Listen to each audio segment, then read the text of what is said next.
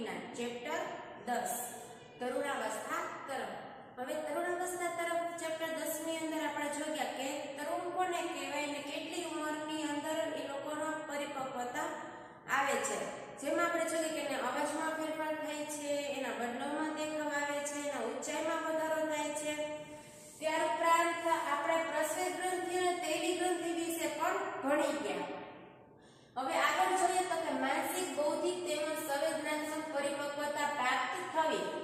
માનસિક બૌદ્ધિક એટલે કે બુદ્ધિનો વિકાસ થાય છે, માનસિક આપણે બધી ખબર પડવા માંડે છે, સંવેદનાત્મક પરિપક્વતા આપણે બધી સંવેદના પર થામણ જેમ કે આપણે સુનવાની શક્તિ, સાંભળવાની શક્તિ અને બીજી ઘણી બધી આપણે એમાં ખબર પડે છે।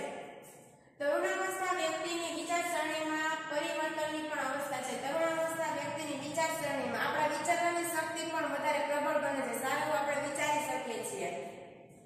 પહેલાની સાપેક્ષે કિશોર વધારે સ્વતંત્ર તેમજ પોતાની તરફ વધારે સચેત હોય છે। પહેલાની સાપેક્ષે કિશોર છે વધારે સ્વતંત્ર અનુભવ કરતો હોય, એટલે સ્વતંત્ર રહેવાની સમજ આવી ગઈ હોય, તેનામાં બૌદ્ધિક વિકાસ પણ થાય છે, એની અંદર બૌદ્ધિક એટલે કે બુદ્ધિનો વિકાસ પણ થાય છે તથા તે વિચારવામાં વધારે સમય લે છે। પહેલા આપણે વિચારવામાં ઓછો સમય લે કે તરત જ આપણે કહી દઈએ, પણ તરુણાવસ્થા એક એવો સમય છે કે જે વિચારવામાં વધારે સમય કઈક એવી વસ્તુ કઈક એવી વાત હોય તો આપણે પહેલા વિચારીએ કે આ સારું કે ઓલું સારું।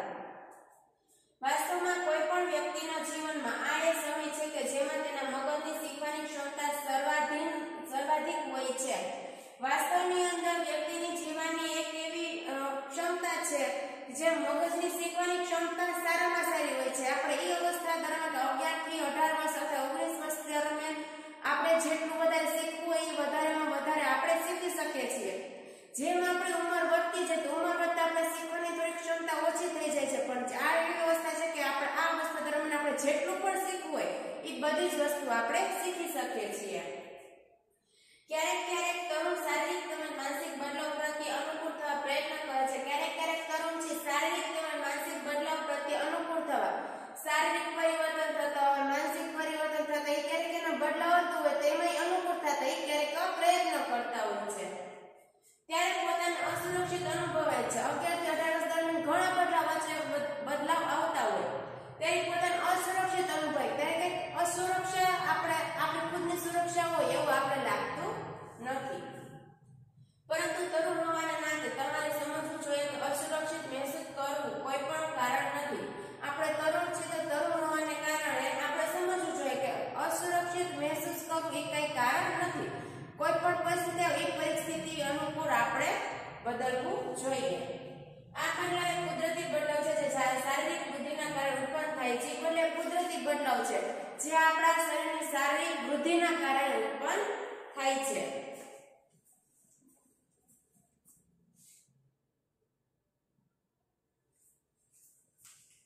ત્યારબાદ છે 10.3 ગુણ જાતીય લક્ષણો।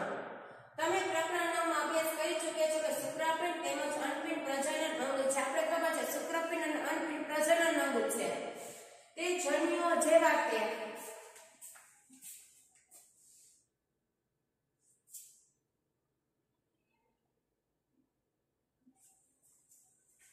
શુક્રકોષો અને અંડકોષોને ઉત્પન્ન કરે છે। શુક્રપિંડ અને અંડપિંડ શું ઉત્પન્ન કરશે? તે કોષ ઉત્પન્ન કરશે। કેવા કોષ ઉત્પન્ન કરશે? તો કે શુક્રકોષ અને અંડકોષ। શુક્રપિંડ છે એ શુક્રકોષ ઉત્પન્ન કરશે, જ્યારે અંડપિંડ છે એ અંડકોષ ઉત્પન્ન કરશે। શુક્રપિંડ પુરુષોની અંદર જોવા મળે અને અંડપિંડ છે એ સ્ત્રીઓની અંદર જોવા મળે। યૌવનારંભમાં છોકરીઓના સ્તનનો વિકાસ થવા લાગે છે તથા છોકરાઓના ચહેરા પર વાળ ઉગવા લાગે છે, એટલે કે દાઢીનું ચૂકવા લાગે છે। છોકરીઓની અંદર છે સ્તનનો વિકાસ એટલે કે છાતીના ભાગનો વિકાસ થતો હોય, ત્યારબાદ છોકરાઓના ચહેરા ઉપર અથવા દાઢી મૂછ ઉગવા લાગે। આ લક્ષણો છોકરીઓને છોકરાઓથી અલગ પાડે છે। કેવું લક્ષણ છે જે છોકરી છોકરા અલગ દેખાય, આવા લક્ષણોને ગુણ જાતીય લક્ષણો કહે છે। જે છોકરી અને છોકરાને અલગ પાડતા લક્ષણો હોય એવા લક્ષણને શું કહેવાય? તો કે ગુણ જાતીય લક્ષણો। છોકરાઓની છાતી પર પણ વાળ ઉગવા લાગે છે। છોકરા અને છોકરીના બંનેના બગલમાં તેમજ જાંઘની ઉપરની તરફ અથવા તો પ્યુબિક વિસ્તારમાં વાળ ઉગે છે। જે પ્રાઇવેટ પાર્ટની એ બધી જગ્યાએ આપણે હાથની અંદર પગની અંદર પણ વાળ ધીમે ધીમે ઉગે છે। બુઝો અને પહેરી બંને જાણવા માંગે છે કે યૌવનારંભમાં થતા થતા બદલાવની શરૂઆત કોણ કરે છે? યૌવનારંભની અંદર જે પણ આ બધા બદલાવ થાય છે, ઊંચાઈમાં વધારો, અવાજના ફેરફાર અથવા તો જે વાળ ઉભા, દાઢી ઊંચું થવા, આ બધી જે બદલાવ આવે છે બધી બદલાવની શરૂઆત કોણ કરે છે? તો આપણે જોઈએ.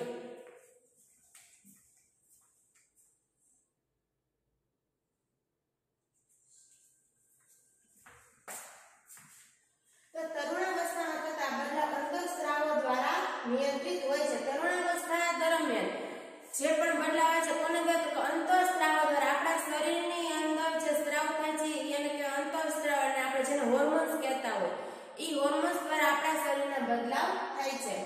અંતઃસ્ત્રાવ એ રાસાયણિક પદાર્થ. અંતઃસ્ત્રાવ શું છે? એક પ્રકારનો રાસાયણિક પદાર્થ. તે અંતઃસ્ત્રાવી ગ્રંથિઓ અથવા અંતઃસ્ત્રાવી તંત્ર દ્વારા ઉત્પન્ન કરવામાં આવે છે. અંતઃસ્ત્રાવ કોના દ્વારા ઉત્પન્ન થાય છે? તો કે અંતઃસ્ત્રાવી ગ્રંથિ દ્વારા અથવા તો અંતઃસ્ત્રાવી તંત્ર દ્વારા. યૌવનારંભની સાથે શુક્રપિંડ નર અંતઃસ્ત્રાવ અથવા તો ટેસ્ટોસ્ટેરોનનું નિર્માણ ચાલુ કરી દે છે. જેવા તરુણાવસ્થાનો પ્રારંભ થાય, તરુણાવસ્થાના પ્રારંભની અંદર જ પુરુષોની અંદર શુક્રપિંડની અંદર નર અંતઃસ્ત્રાવ અથવા તો ટેસ્ટોસ્ટેરોન નિર્માણ ચાલુ કરે. શુક્રપિંડની અંદર જે સ્ત્રાવ ઉત્પન્ન થશે એ સ્ત્રાવને શું કહેવાશે? તો કે નર અંતઃસ્ત્રાવ. નર એટલે કે પુરુષ. તો પુરુષની અંદર જે અંતઃસ્ત્રાવ ઉત્પન્ન થાય નામ આપી દીધું છે ટેસ્ટોસ્ટેરોન. જે યાદ રાખવાનું છે શુક્રપિંડમાં કયું અંતઃસ્ત્રાવ ઉત્પન્ન થશે? તો કે ટેસ્ટોસ્ટેરોન. આ અંતઃસ્ત્રાવ છોકરાઓમાં બદલાવાનું કારણ છે. અંતઃસ્ત્રાવના કારણે છોકરાઓનો ઊંચાઈમાં વધારો થશે, અવાજમાં ફેરફાર થશે, દાઢી મૂછું, આ બધે શેના કારણે થશે? તો કે ટેસ્ટોસ્ટેરોનના કારણે. આ અંતઃસ્ત્રાવ છોકરાઓમાં બદલાવાનું કારણ છે જેના વિશે આપણે હમણાં જ જોઈ ગયા. ઉદાહરણ તરીકે ચહેરા પર વાળ ઉગવા. છોકરીઓમાં યૌવનારંભની સાથે અનપિંડ માદા અંતઃસ્ત્રાવ અથવા એસ્ટ્રોજન ઉત્પન્ન કરવાનું શરૂ કરી દે છે. છોકરીઓની અંદર જ્યારે પણ તરુણાવસ્થા પ્રારંભ થાય એટલે કે એની અનપિંડમાં માદા અંતઃસ્ત્રાવ અથવા તેનું નામ શું આપ્યું? એસ્ટ્રોજન. એટલે કે અનપિંડની અંદર એક અંતઃસ્ત્રાવ ઉત્પન્ન થાય છે જેનું નામ આપ્યું છે એસ્ટ્રોજન, જેનાથી સ્તન વિકસિત થઈ જાય છે. દૂધસ્ત્રાવી ગ્રંથિઓ સ્તનની અંદર વિકસિત થઈ જાય છે. જ્યારે પણ એસ્ટ્રોજન ઉત્પન્ન થાય છે ત્યારે દૂધસ્ત્રાવી ગ્રંથિ પણ એની અંદર દૂધસ્ત્રાવી ગ્રંથિનો પણ ધીમે ધીમે વિકાસ થાય છે. આ અંતઃસ્ત્રાવોના ઉત્પાદનનું નિયંત્રણ એક અન્ય અંતઃસ્ત્રાવ દ્વારા થાય છે જે પિટ્યુટરી ગ્રંથિમાંથી ઉત્પન્ન થાય છે. આ અંતઃસ્ત્રાવનું ઉત્પાદનનું નિયંત્રણ કેટલું અંતઃસ્ત્રાવ ઉત્પન્ન થવો જોઈએ અને ક્યારે થવો જોઈએ? જેની અંદર થાય છે તો શુક્રપિંડ અને અનપિંડની અંદર થાય છે. પણ આ ઉત્પન્ન થાય એને સૂચના કોણ આપે? કે હવે ઉત્પન્ન થવો જ જોઈએ આ સમયે. એનું નિયંત્રણ કોણ કરશે? કેટલી માત્રામાં ઉત્પન્ન થવું જોઈએ, ક્યારે ઉત્પન્ન થવો જોઈએ, એ બધું જ નિયંત્રણ કોણ કરે? તો કે પિટ્યુટરી ગ્રંથિ.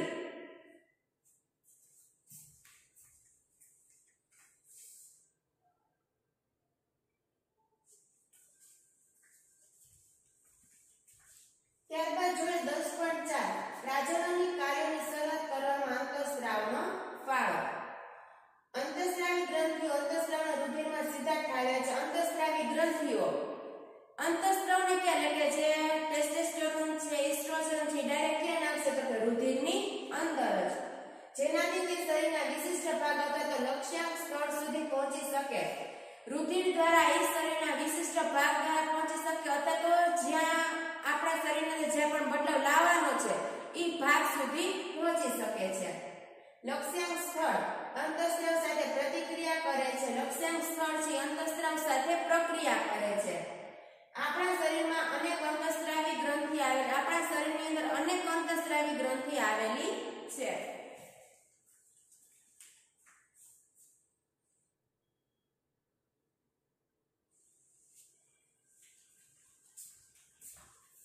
અનેક અંતઃસ્ત્રાવી ગ્રંથિ અથવા તો નલિકાવિહીન ગ્રંથિ પણ છે. નલિકાવિહીન ગ્રંથિ એટલે કેવી? કે જેને નળી અથવા જે નળી દ્વારા એ ગ્રંથિનું વહન થતું એટલે કે ડાયરેક્ટ રુધિરની અંદર જ એનું વહન થાય છે.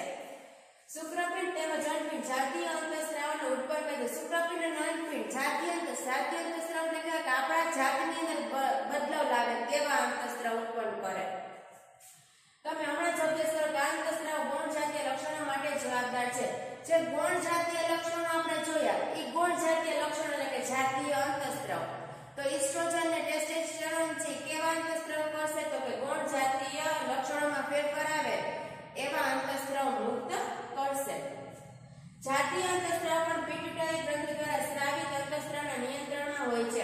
જાતીય અંતઃસ્ત્ર એટલે કે જે એસ્ટ્રોજન અને ટેસ્ટોસ્ટેરોન છે એ પિટ્યુટરી ગ્રંથિના અંતઃસ્ત્રાવના નિયંત્રણમાં છે. કે પિટ્યુટરી ગ્રંથિ છે એ ગ્રંથિનું નામ છે તો પિટ્યુટરી ગ્રંથિ, એની અંદર પણ અંતઃસ્ત્રાવ ઉત્પન્ન થાય છે. તો પિટ્યુટરી ગ્રંથિ છે એ પોતે બધા અંતઃસ્ત્રાવનું નિયંત્રણ કરે કે મેઇન ગ્રંથિ છે.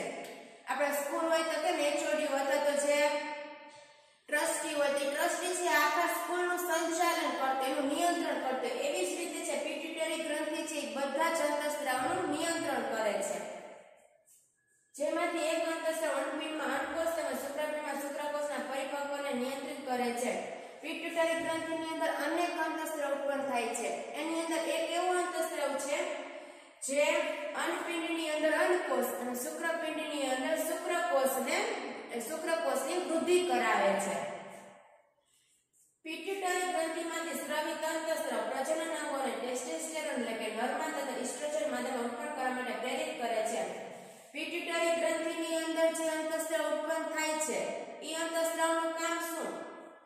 તો કે નરની અંદર ટેસ્ટોસ્ટેરોન અને માદાની અંદર ઇસ્ટ્રોજન ઉત્પન્ન કરવાને પ્રેરિત કરશે કે હવે ઉત્પન્ન થવાની શરૂઆત થવી જોઈએ.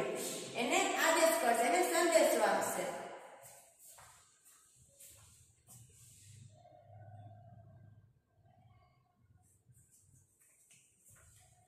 જ્યારે ટેસ્ટોસ્ટેરોન અને ઇસ્ટ્રોજન ઉત્પન્ન થાય ત્યારબાદ શું થશે તો કે રુધિર પ્રવાહમાં મુક્ત થાય તથા શરીરના વિભિન્ન ભાગોમાં પહોંચી જાય છે. ત્યારબાદ યૌવનારંભ દરમિયાન શરીરમાં પરિવર્તનને ઉત્તેજિત કરે છે.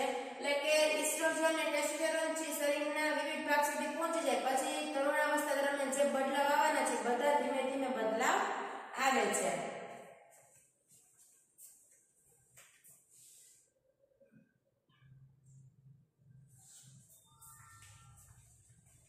પેરી અને બુશ હવે સમજી ગયા છે કે યૌવનારંભ વ્યક્તિના પ્રજનન અવધિનો પ્રારંભ છે.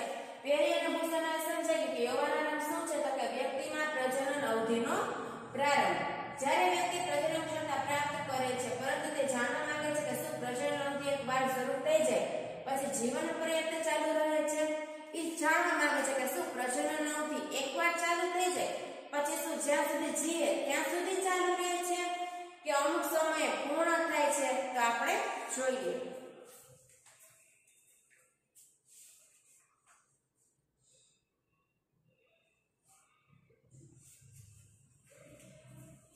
એમાં છે 10.5 મનુષ્યમાં પ્રજનન કાળની અવધિ. મનુષ્યની અંદર પ્રજનન કાળની અવધિ કેટલી હશે?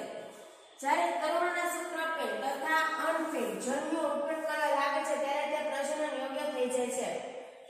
જ્યારે તરુણોની અંદર શુક્રપિંડ અને અંડપિંડની અંદર શુક્રકોષ અને અંડકોષ જન્યુ એટલે કે કોષ જે શુક્રકોષ અને અંડકોષ ઉત્પન્ન થવા લાગે ત્યારે પ્રજનન યોગ્ય થઈ જાય. હવાની અંદર શુક્રકોષ અને અંડકોષ ઉત્પન્ન થઈ ગયા તો એ પ્રજનન કરવા માટે સક્ષમ હોય. જન્યુઓની પરિપક્વતા તેમજ ઉત્પાદનની ક્ષમતા પુરુષોમાં સ્ત્રીઓની સરખામણીએ વધારે હોય છે. જે શુક્રકોષ ઉત્પન્ન થાય છે એ અંડકોષ કરતા કેવા હશે? વધારે હશે. સ્ત્રીઓમાં પ્રજનન અવસ્થાનો પ્રારંભ યૌવનારંભ 10 થી 12 વર્ષની ઉંમરથી થઈ જાય છે. સ્ત્રીઓમાં પ્રજનન અવસ્થાનો પ્રારંભ ક્યારે થઈ જાય છે તો કે 10 થી 12 વર્ષની ઉંમરે. કોકનો 13-14 થાય પણ મોસ્ટ ઓફ છે 10 થી 12 વર્ષની ઉંમરે ચાલુ થઈ જાય.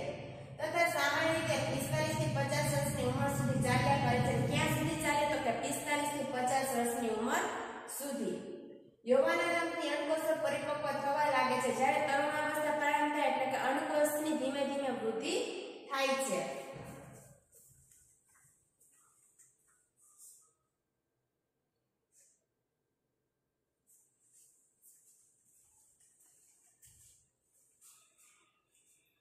અંડપિંડોમાં એક અંડકોષ પરિપક્વ થાય છે તથા લગભગ 28 થી 30 દિવસના અંતરાલ પર કોઈ પણ એક અંડપિંડ દ્વારા મુક્ત થાય છે.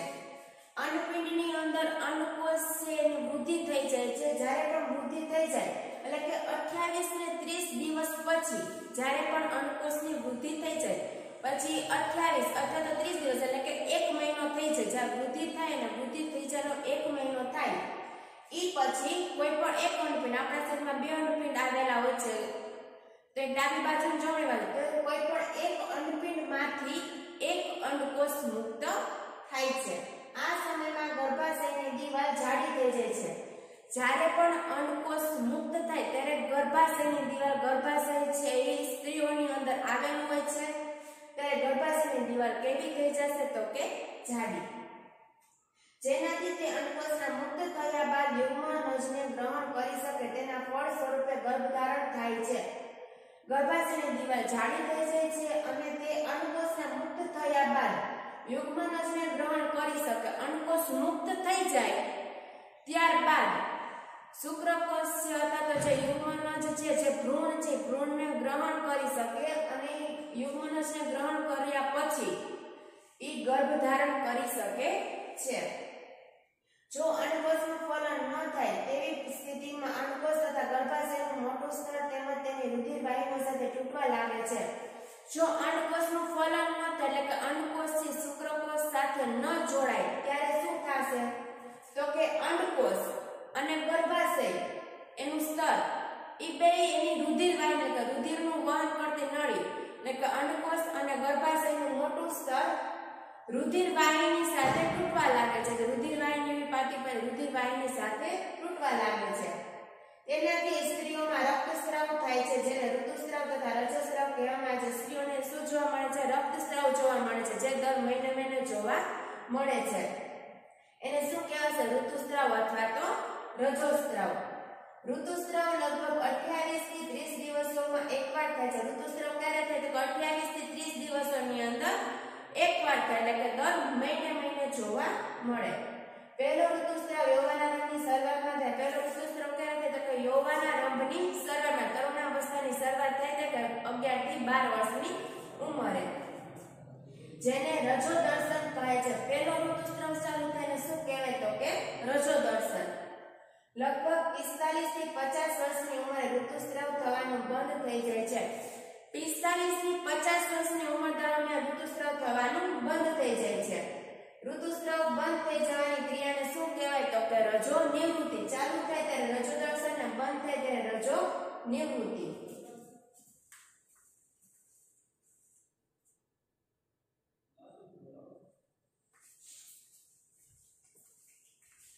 પ્રારંભમાં ઋતુસ્રાવ ચક્ર અનિયમિત હોઈ શકે છે તથા તેને નિયમિત થવામાં કેટલોક સમય લાગે. પ્રારંભની અંદર ઋતુસ્રાવ અનિયમિત હોય, મહિના દોઢ મહિને એવી રીતે અનિયમિત હોય, પણ જેમ જેમ સમય ચાલતો જાય તેમ તે નિયમિત થાય છે. પહેલી કહે છે કે સ્ત્રીમાં પ્રજનન કાળની અવધિ રજો દર્શનથી રજો નિવૃત્તિ સુધીની વચ્ચે. શું તે સાચું છે તો કે હા. સ્ત્રીમાં પ્રજનન કાળની અવધિ ક્યાં સુધીની હશે તો કે રજો દર્શનથી રજો નિવૃત્તિ સુધીની, એટલે કે 11 થી 12 વર્ષથી ચાલુ થાય ત્યાંથી 45 અથવા તો 50 વર્ષની ઉંમર સુધી અથવા તો 55 વર્ષ સુધીની હોય છે.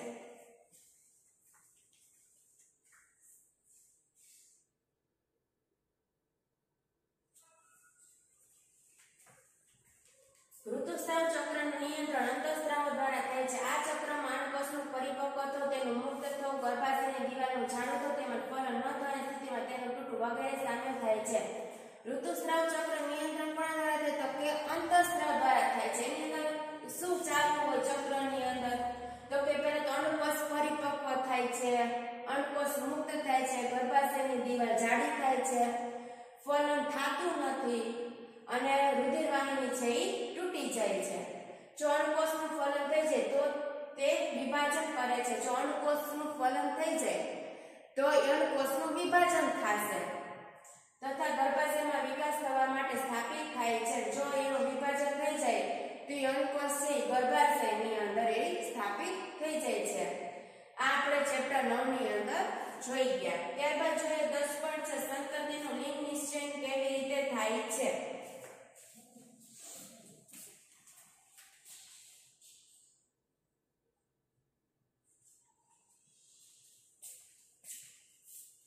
લિંગ નિશ્ચય એટલે કઈ રીતે તો કે છોકરો હોય છોકરો થશે કે છોકરી, ઈ કઈ રીતે થાય તો મેં મારી મમ્મી અને મારી કાકીને વાત કરતા સાંભળ્યા છે કે મારી પિતરાઈ બહેનને બાળક આવવાનું છે, તે છોકરાને જન્મ આપશે કે છોકરીને જન્મ આપશે, અથવા તો આપણે વાત કરતા છે કે છોકરો આવશે કે છોકરી.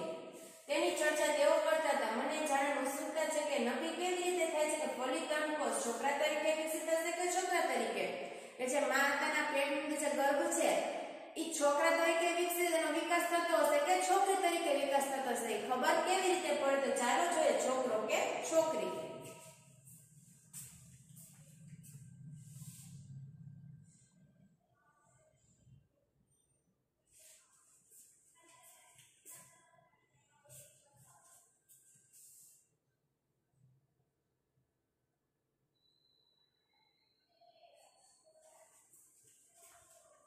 છોકરો કે છોકરી ફલિત અંડકોષ અથવા યુગ્મનજમાં જન્મ લેનાર બાળકના લિંગ નિશ્ચય માટેનો સંદેશ હોય છે ફલિત અંડકોષ એટલે કે જેનું ફલન થઈ ગયું છે જેનો અંડકોષનો વિકાસ થઈને કહે ફલિત તો ફલિત અંડકોષ અથવા જે યુગ્મનજ છે જન્મ લેનાર બાળકના લિંગ નિશ્ચય માટેનો સંદેશો છે આ ફલિત અંડકોષમાં દોરી જેવી સંરચના રંગસૂત્રમાં હાજર હોય છે ઈ અંડકોષની અંદર ઈ સંદેશ શેની અંદર હશે તો કે ફલિત અંડકોષ છે એની અંદર દોરી જેવી રચના હશે ઈ રચના એટલે કે રંગસૂત્ર ઈ રંગસૂત્રની અંદર હાજર હોય તો છોકરો હોય કે છોકરી થશે પ્રકરણ 8 ને યાદ કરો કે રંગસૂત્ર પ્રત્યેક કોષના કોષ કેન્દ્રમાં આવેલા હોય છે આપણે ચેપ્ટર 8 ની અંદર જે રંગસૂત્ર ક્યાં હોય પ્રત્યેક કોષ એના કોષ કેન્દ્રની અંદર રંગસૂત્ર આપણે દોરી જેવી રચના જોઈ ગયા તેની અંદર આવેલા હોય છે બધા જ મનુષ્યના કોષોમાં કોષ કેન્દ્રમાં 23 જોડ રંગસૂત્ર આવેલા છે બધા જ મનુષ્યની અંદર કોષ હોય બધા જ કોષની અંદર કોષ કેન્દ્ર હોય અને કોષ કેન્દ્ર અંદર કેટલી જોડ રંગસૂત્રની હશે તો કે 23 જોડ કીધી છે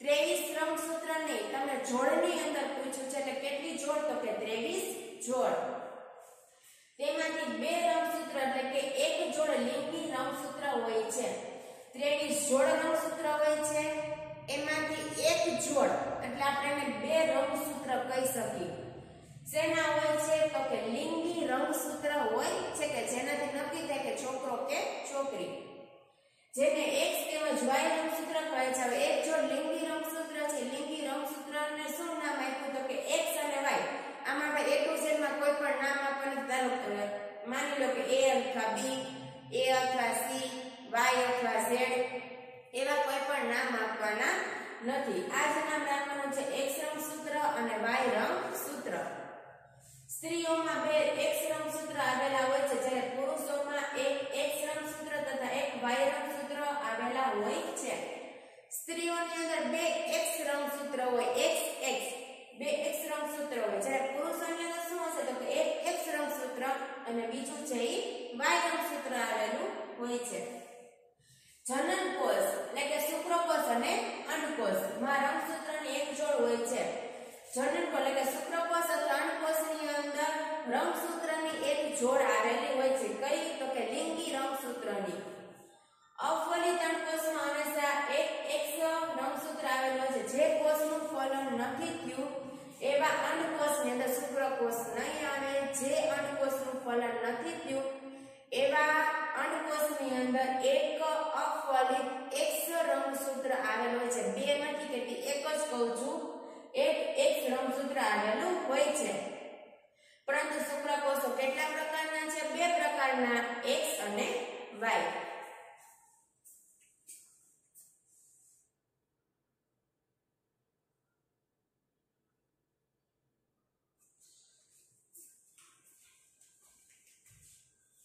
જેમાંથી એક પ્રકારના શુક્રકોષમાં X રંગસૂત્ર તેમજ બીજા પ્રકારના શુક્રકોષમાં Y રંગસૂત્ર આવેલ હોય છે આકૃતિ 10.4 ને જુઓ જ્યારે X રંગસૂત્ર વાળો શુક્રકોષ અંડકોષનું ફલન કરે છે તો યુગ્મનજમાં બે XX રંગસૂત્રો હોય છે તેથી તે માદા શિશુમાં વિકાસ પામશે પરંતુ જો અંડકોષનું ફલન કરનારા શુક્રકોષમાં Y રંગસૂત્ર હશે તો તે યુગ્મનજ નર શિશુમાં વિકાસ પામશે તો જોઈએ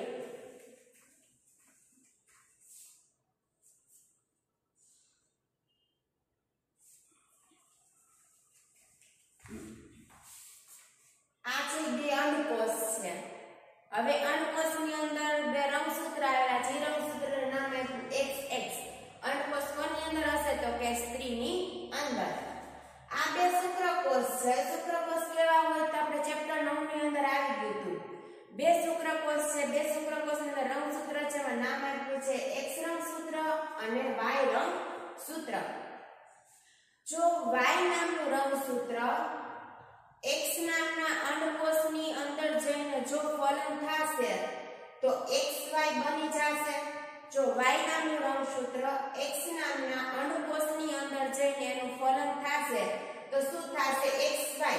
તો હવે xy કોની અંદર હોય તો કે નરની અંદર. તો હવે જે બાળક જન્મશે એ શું હશે તો કે છોકરો. ત્યારબાદ x નામનું રંગસૂત્ર જો x નામના અણુકોષ સાથે ફલન થશે તો x અને x. તો x x થઈ ગયું. તો x x કોની અંદર હોય તો કે છોકરીઓની એટલે કે સ્ત્રીઓની અંદર. તો શું તરીકે બાળક જન્મ લેશે તો કે છોકરી તરીકે. તો આપણે યાદ રાખવાનું છે.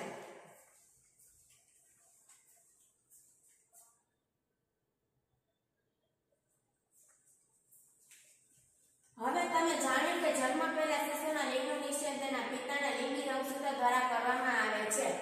હવે આપણે ખબર પડી કે જન્મ પહેલા જે શિશુના લિંગનું નિશ્ચય છે કે છોકરો કે છોકરી કોના ઉપર આધાર રાખે તો કે પિતાના રંગસૂત્ર ઉપર આધાર રાખે છે. માતાના રંગસૂત્ર ઉપર આધાર રાખતી નથી. એ ધારણા હતી કે બાળકનું લિંગ તેની માતા દ્વારા નક્કી કરવામાં આવે છે તે સંપૂર્ણપણે ખોટી છે અને આ માટે તેને દોષિત માનવી અયોગ્ય છે. જો કોઈ છોકરી આવે ને તો છોકરી ન જોતી તો એમ એને માતાને દોષ કે તે તો છોકરીને જન્મ આપ્યો, પણ એ એના ઉપર નક્કી નથી. એના માટે દોષ કોનો તો દોષ પણ કોનો નથી, પણ એ કોના ઉપર આધાર રાખે છે તો તેના પિતાના રંગસૂત્ર ઉપર આધાર રાખે છે. એટલે કે માતાને ખોટી માનવી જોઈએ નહીં. ત્યારબાદ છે 10.7 લિંગી અંતઃસ્ત્રાવો સિવાય અન્ય અંતઃસ્ત્રાવો. આપણે લિંગી અંતઃસ્ત્રાવો જોઈ ગયા. હવે એના પછીના અન્ય અંતઃસ્ત્રાવો વિશે જોઈએ.